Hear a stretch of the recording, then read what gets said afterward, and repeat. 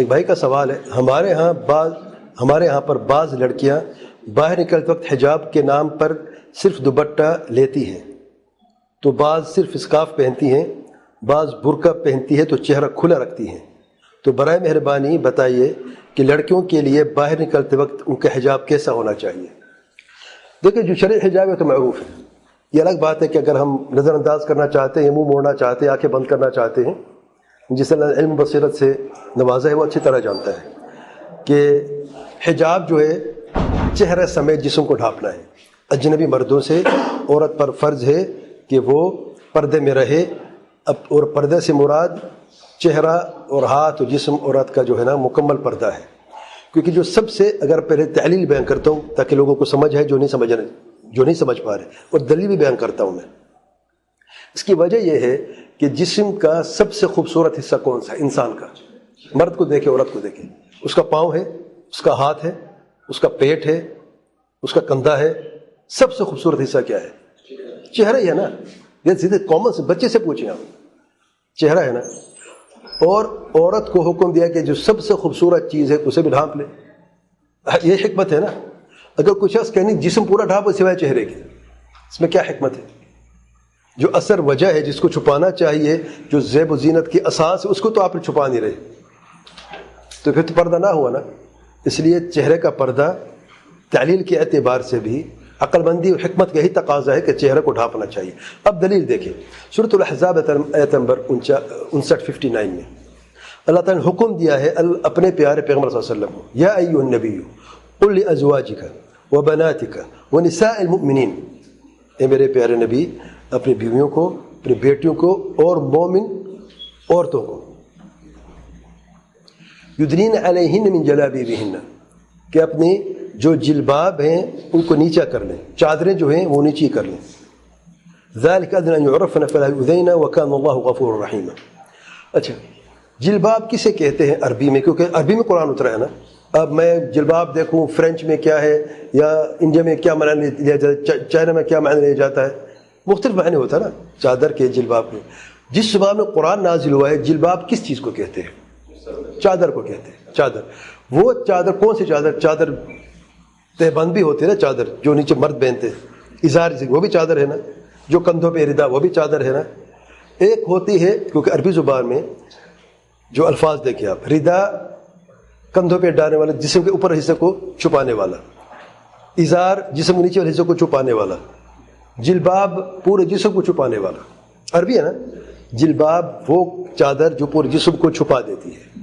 اچھا، یدنین نیچے کر کے، نیچے کیا مطلب؟ یعنی سر سے لے کے آپ نے پاؤں تک نیچے کرنا ہے، یدنین دنوں نیچے کرنا، تو اوپر سے لے کے نیچے تک آپ نے پہننا ہے، یہ جلباب ہے۔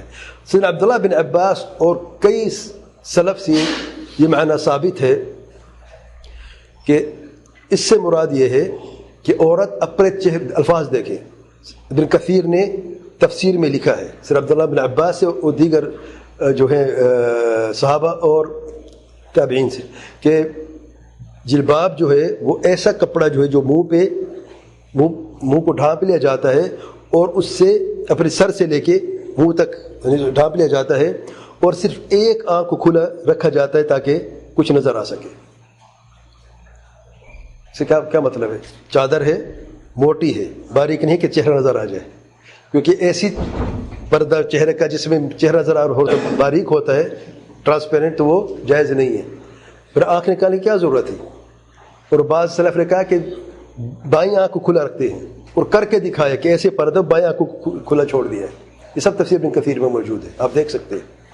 اور سیدہ عائشہ صدیقہ سے معروف ہے کہ جب حج میں جاتی قافلے میں تو اپنا چہرہ کھلا رکھتی، جب کوئی گزر ہوتا کسی قافلے کا، کوئی اجنبی لوگ ہوتے تو اپنے سر سے اپنے جو کپڑے سرکا دیتے چہرے کے اوپر۔ احمد روایت موجود ہے، البانی نے حسن کا ہے۔ سیدہ اسماء بنت ابی بکر فرماتی ہم اپنے چہروں کو ڈھانپ لیتے تھے مردوں سے، اس سے پہلے کہ ہمارے اوپر یعنی وكنا نتمشط قبل ذلك في الإحرام، كنا نغطي وجوهنا من الرجال، اپنے چہروں کو ہم مردوں سے اجنبی مردوں سے ڈھانپتی تھیں. وكنا نتمشط قبل ذلك في الاحرام، اور احرام کے حالت میں ہم یعنی احرام کی نیت کرنے سے پہلے ہم سر پہ کنگھی بھی پھیر لیتے تھے. تو اس میں جو شاہد ہے وہ کیا ہے کہ چہرے کو ڈھانپتی تھی اجنبی مردوں سے. اسے ابن خزیمہ نے روایت کیا، علامہ البانی نے صحیح کہا ہے. اور صحیح بخاری کی معروف حدیث میں کہ جو احرام والی عورت ہے وہ چہرہ نہیں ڈھانپیں گی اور دستانے نہیں پہنیں گی، ہاتھوں میں گلوز نہیں پہنیں گی. صحیح بخاری کی روایت ہے. کیا مطلب ہے اس کا؟ احرام کی حالت نہ ہو تو کیا کرنا ہے؟ دیکھیں کامن سینس کی بات ہے نا. مفہوم مخالفہ کیا ہے؟ جب احرام میں چہرہ نہیں ڈھانپنا تو احرام سے پہلے کیا تھا؟ چہرہ ڈھانپنا چاہیے تھا نا. اور اگر احرام کی حالت بھی ہو اجنبی مرد بھی آ جائے، اجنبی مرد بھی آ جائے تو پھر نقاب تو نہیں پہن سکتے. نقاب جو خاص نقاب جسے آنکھیں مطلب وہ کھلی جاتی ہے، وہ چہرے کے ماپ کے مطابق سیا جاتا ہے، اسے نقاب کہتے ہیں.